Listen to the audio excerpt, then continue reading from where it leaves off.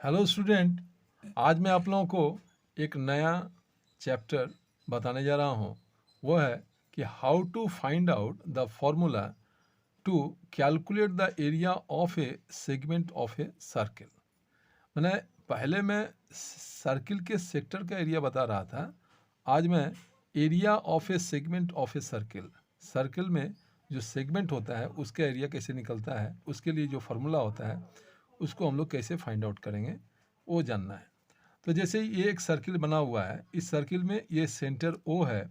Segment पहले क्या होता है समझिए कि इस सर्किल में सेंटर ओ है और यहाँ से ये जो पी क्यू देख रहे हैं, ये पी क्यू ना ये कॉर्ड है और ओ पी ये रेडियस है और ओ क्यू भी रेडियस है और ये पी क्यू कॉर्ड पर सेंटर से ओ एल एक परपेंडिकुलर ड्रॉ किया हुआ है। तो इसके बाद यहाँ एक ट्रायंगल बन रहा है ओ पी क्यू और यहाँ सेगमेंट बन रहा है जो है पी आर क्यू, ये सेगमेंट बन रहा है और ये माइनर सेगमेंट है और मेजर सेगमेंट जो होगा वो पी एस आर क्यू होगा। ठीक है, तो इसी को सेगमेंट कहा जाता है।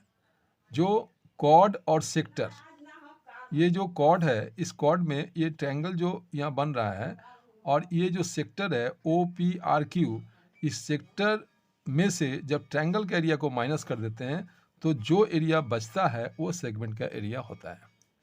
ठीक है, तो मैं ये शुरू करता हूँ। इसको मैं लिख के ठीक से बता रहा हूँ कि ताकि आप लोग ये पूरा वीडियो देखिएगा तो आप लोगों को ये पूरा क्लियर हो जाएगा और इस पर जितना सम होगा वो बनाएंगे तो आपको समझ में आएगा। तो यहाँ सबसे पहले क्या करना होता है, पहले ये ड्रॉ करेंगे हम लोग। जैसे ये ड्रॉ किया हुआ है, ड्रॉ ए सर्किल, एक सर्किल ड्रॉ करते हैं ऑफ रेडियस इसका जो होगा ऑफ रेडियस आर, इस सर्किल का रेडियस जो है ना ये आर होता है। ठीक है, तो आर रेडियस है और इसके बाद ये लेट करेंगे कि O be the centre, O be the centre of the circle and P Q be a chord. जो मैं बताया कि पी क्यू जो है ना वो कॉर्ड है। डिवाइडिंग, ये कॉर्ड डिवाइड करता है, डिवाइडिंग द सर्किल, ये सर्किल को डिवाइड करता है into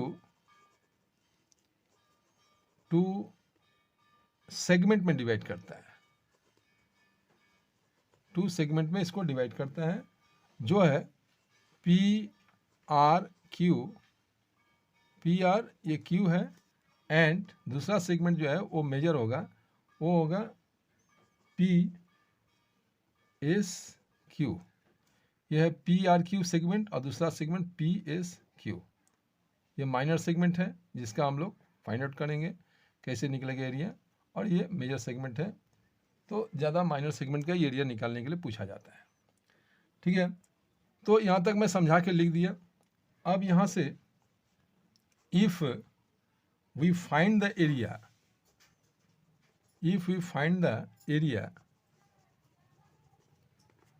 of minor segment P R Q, अगर इसका एरिया निकालते हैं, जो शेडेड रीजन है, ये जो है ना ये शेडेड रीजन है, शेडेड ये रीजन है, ये जो शेडेड रीजन है यही माइनर सेगमेंट। इसका जब एरिया निकालते हैं देन उस समय क्या करना होता है कि हम लोग सबसे पहले लेट करेंगे एंगल, लेट करेंगे एंगल पी ओ, ये क्यू जो है इसको हम लोग लेट करेंगे थीटा। ये एंगल पी ओ क्यू जो है इसको हम लोग लेट करेंगे कि ये जो है एंगल थीटा है। ठीक है, तो इसके बाद if sorry it is clear from the figure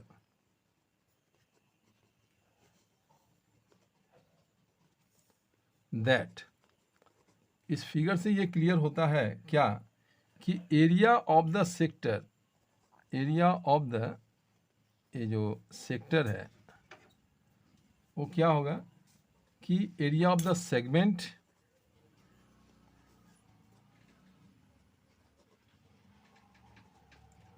और plus area of triangle O P Q. ये देखिए, इस जो सेक्टर जो है ओ पी आर क्यू, इसका जो एरिया होता है, इस फिगर से जो समझ में आता है कि इसका जो एरिया होगा वो सेगमेंट का एरिया होगा जैसे पी आर क्यू का, और क्या होगा, इस ट्रायंगल का एरिया जो होगा, इसको दोनों को मिलकर ये सेक्टर का एरिया पी आर क्यू बनता है। ट्रायंगल क्या है, ओ पी क्यू है, और सेगमेंट क्या है, पी आर क्यू है। ये दोनों का एरिया इस सेक्टर के एरिया में इंक्लूडेड है। तो इसलिए अगर इसमें से हम लोग सेगमेंट के एरिया निकाल लेते हैं तो क्या होता है, therefore area of the segment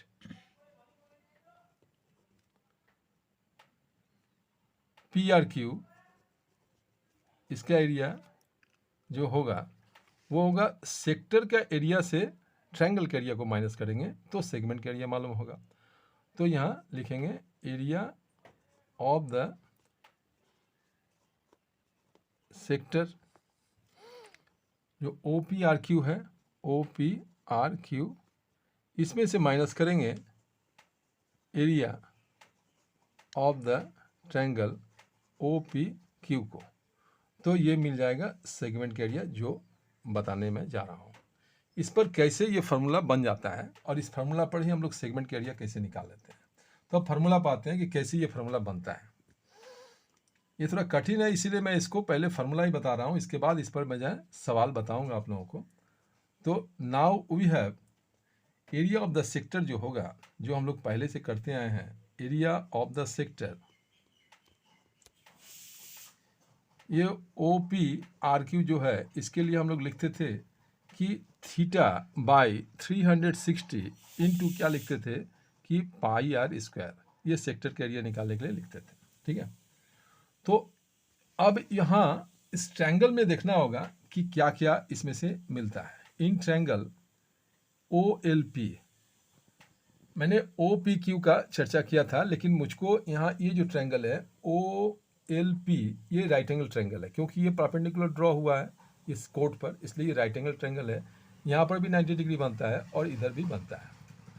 तो इस ट्रायंगल में क्या मिलता है, इस ट्रायंगल में ये परपेंडिकुलर ड्रॉ हुआ है और ये अगर बेस है तो ये क्या है, हाइपोटेन्यूज है। लेकिन अगर इसको परपेंडिकुलर मानते हैं और इसको बेस मानते हैं, मैंने पी एल को परपेंडिकुलर मानते हैं और ओ एल को बेस मानते हैं, तो और ओ पी को हाइपोटेन्यूज मानते हैं, तो in triangle O L P में क्या होता है कि ये cos theta by 2 equal to क्या होता है, कॉस थीटा में इसका रेशियो निकलता है जो है कि बेस बाई हाइपोटेन्यूज होता है। तो ऐसा अगर है तो यहाँ बेस अगर हम लोग इस ओ एल को मानते हैं, ये ओ एल है, ओ एल को मानते हैं, तो यहाँ लिखेंगे ओ एल, और हाइपोटेन्यूज जो है ना वो ओ पी को लिखेंगे, तो O L by O P लिखेंगे, O L by O P. तो ये हो गया। अब यहाँ जैसे इससे इसको मल्टीप्लाई करते हैं ओ पी से कॉस थीटा बाई 2 को, तो क्या निकलता है, ओ एल इक्वल टू, तो ओ एल इक्वल टू क्या होगा कि ओ पी इंटू ये कॉस और ये थीटा बाई 2 होगा। और इसी तरह से फिर ओ एल इक्वल टू, यहाँ हम लोग ओ पी जो देख रहे हैं, ये ओ पी को मैं बोला था कि ये सर्कल का रेडियस है, इसलिए ओ पी की जगह आर भी लिख सकते हैं, इसलिए यहाँ लिखूंगा कि आर ये कॉस ये थीटा बाई 2। तो ओ एल जो हुआ वो इस कॉस थीटा बाई 2 के अनुसार यहाँ ओ एल को हम लोग निकाले कि R cos theta by 2। Similarly उसी तरह यहाँ पर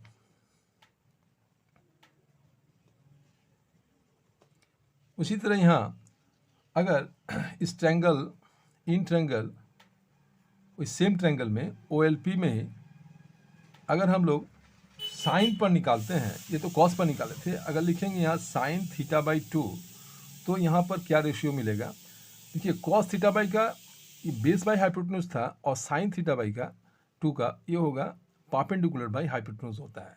तो जैसे यहाँ पर इसको परपेंडिकुलर माने थे और ये पी एल को, और ओ एल को माने थे बेस माने थे। तो उस तरह से यहाँ क्या होगा, PL बाई OP होना चाहिए, परपेंडिकुलर बाई हाइपोटेन्यूज। तो यहाँ पर हम पहले लिख देते हैं कि perpendicular by hypotenuse equal to sine theta by 2 होता है, और इसका रेशियो यहाँ होगा कि PL बाई OP ये होगा। अगर ऐसा होता है तो यहाँ पर भी PL का वैल्यू निकालेंगे। PL का वैल्यू जो होगा ये PL equal to OP into sine theta by 2 होगा। तो OP इंटू साइन ये थीटा बाई 2 होगा, ठीक है। तो यहाँ पर भी OP रेडियस का काम करता है, इसीलिए ये PL इक्वल टू यहाँ भी होगा R साइन थीटा बाई 2 होगा, ठीक है। तो इस तरह से ये PL equal to R sine theta by 2 है। अगर PL के जगह दोनों साइड में, बोथ साइड में 2 से मल्टीप्लाई करते हैं तो ये क्या हो जाता है 2PL इक्वल टू, तो यहाँ पर भी 2R होगा और ये होगा साइन थीटा बाई 2 होगा। देखिए 2PL करने से क्या मिला, अगर ये 2PL करते हैं तो हमको PQ मिलता है, क्योंकि ये जो परपेंडिकुलर इस कॉर्ड को इक्वली डिवाइड करता है, तो PL इक्वल टू यहाँ LQ है, इसलिए 2PL जो है ना वो PQ के बराबर है। तो यहाँ पर 2PL के जगह हम लिख सकते हैं PQ इसलिए लिखेंगे कि ट्रायंगल का एरिया निकालने के समय PQ की जरूरत पड़ेगा, इसलिए PQ लिखा गया। PQ इक्वल टू वही होगा, यहाँ होगा 2R और ये साइन ये थीटा बाई 2 होगा। यहाँ तक आप लोग को समझ में आ गया होगा। अब मैं निकालने जा रहा हूँ ट्रायंगल का area. Therefore area of triangle OPQ, इसका एरिया, ट्रायंगल का एरिया जानते हैं हम लोग कि हाफ इंटू बेस इंटू जो होता है हाइट, ये ट्रायंगल का एरिया होता है। तो यहाँ पर ये हाफ बेस क्या है, ये PQ जो या इसका पहले से लिख चुके हैं वैल्यू। यहाँ क्या होगा, ये हो जाएगा 2R बेस इक्वल टू, यहाँ होगा साइन ये थीटा बाई 2 और हाइट जो है ना वो है OL। तो हाइट के लिए हम लोग यहाँ पर मैं बढ़िया से लिख देता हूँ कि हाफ इंटू ये PQ होगा बेस, ठीक है, और ये H जो है ना वो होगा OL होगा, जो यहाँ पर आप देख रहे हैं OL ये हाइट है और PQ जो है ना बेस है इस ट्रायंगल का, हाँ, मतलब ये OPQ का, ठीक है। तो PQ का वैल्यू मैंने लिख दिया 2R into sine by theta, sign theta by 2, और OL का जो वैल्यू होगा वो जो OL का जो रेडियस होता है, यहाँ जो OL का वैल्यू मैं निकाला हूँ यहाँ ये radius into cos theta by 2, ठीक है। तो यहाँ लिखेंगे radius into cos theta by ये 2, ठीक है। तो इस तरह से अब इसको कैलकुलेशन करेंगे तो यहाँ से मिल जाता है कि ये 2 और ये 2 कट जाता है, तो बचता क्या है, यहाँ बचता है ये R और ये R, मतलब R² बचता है, और ये हो जाता है sign theta by 2 into cos theta by 2, ये मिलता है ट्रायंगल ऑफ OPQ। ये हो गया। अब यहाँ से अब हम लोग सेगमेंट के एरिया पर चले जाएंगे। Therefore area of the segment, तो सेगमेंट का एरिया क्या है, सेगमेंट जो था ये जो सेंट्रल रीजन है PRQ ये सेगमेंट है, तो ये मतलब PRQ ये सेगमेंट है, इसका एरिया होगा। तो यहाँ पर अब जो मैं बोला था कि सेक्टर के एरिया से ट्रायंगल के एरिया को माइनस करेंगे तो सेगमेंट का एरिया निकलेगा। तो सेक्टर के एरिया मैं यहाँ लिखा हूँ, ये है सेक्टर के एरिया, ये है सेक्टर के एरिया। तो पहले सेक्टर के एरिया लिखता हूँ कि थीटा बाई 360 इंटू ये पाई R² और माइनस ये ट्रायंगल का एरिया। तो ट्रायंगल का एरिया है R² साइन थीटा बाई 2 और यहाँ कॉस थीटा बाई 2। तो इसको यहाँ कुछ कॉमन आएगा, कॉमन क्या आ रहा है, यहाँ भी R² है और यहाँ भी R² है। अगर R² को कॉमन लेते हैं तो ये ब्रैकेट में जो बचता है वो क्या होता है, ये होता है थीटा 360 और ये पाई बचता है, और माइनस यहाँ पर बचता है, ये आर स्क्वायर तो कॉमन में चला जाएगा, ब्रैकेट के बाहर होगा, यहाँ बचेगा साइन थीटा बाई 2 और यहाँ बचेगा कॉस थीटा बाई 2 और ये ब्रैकेट के बाहर यहाँ आर स्क्वायर। तो ये रहा आपका सेगमेंट का फॉर्मूला। यही मैं निकालने के लिए, समझाने के लिए मैंने ये वीडियो बनाया था। और इस पर अब जितना सेगमेंट का फॉर्मूला, ये एरिया निकालने का जो सवाल आएगा, इसी फार्मूला से हम लोग बना सकते हैं। ये फार्मूला कैसे हुआ इसको मैंने फाइंड आउट करके दिखा दिया। तो स्टूडेंट्स, ये वीडियो आप लोगों को कैसा लगा कमेंट करके बताइएगा, और ये लाइक सब्सक्राइब ज़रूर कीजिएगा इसको। मैंने इसको बहुत अच्छा से समझा के आप लोगों को बताया, इसलिए कि सेगमेंट का जब एरिया निकालेंगे तो आप लोगों को कोई दिक्कत नहीं होगा। और बाकी मैं नेक्स्ट वीडियो में अब मिलूँगा सेगमेंट के एरिया का वीडियो लेके। थैंक यू, धन्यवाद।